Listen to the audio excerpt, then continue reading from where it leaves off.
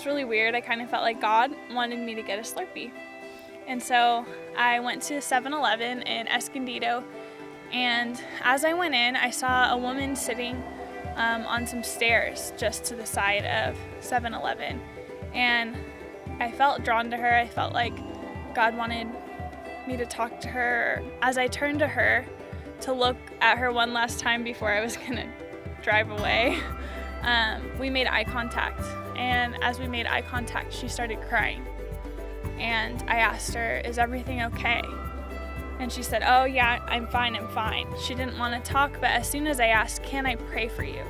then she softened and said that I could pray for her. We sat down on the steps, and I noticed that she had a 6-pack and a pack of cigarettes next to her. So I just, prayed a blessing prayer, prayed that God would be with her. But after I prayed for her, she told me, I'm going to finish this 6-pack and this pack of cigarettes, and then I'm going over to that intersection to stand in the middle of it and commit suicide. I was like 19 at the time and felt a little bit ill-equipped to handle this situation, but I had dealt with suicidal tendencies myself and just felt God encourage me that she didn't need a professional. She didn't need the police necessarily at that moment.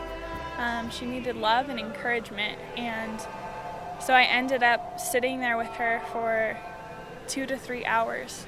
And I felt a scripture for her in the book of Hosea, "You'll worship as in the days of your youth." And I asked her, "What were you like when you were a kid? Like, what was your hope? What was your dream for the future?" And she said that she was in the church choir and would sing gospel music, and that she really loved the Lord. And through that one scripture and that one question that God gave me, we were able to talk, and I could just see that her heart was going back to a place of hope. Her heart remembered what hope felt like. And by the end of it, she prayed and rededicated her life to Christ. She gave me her phone number, and she didn't commit suicide.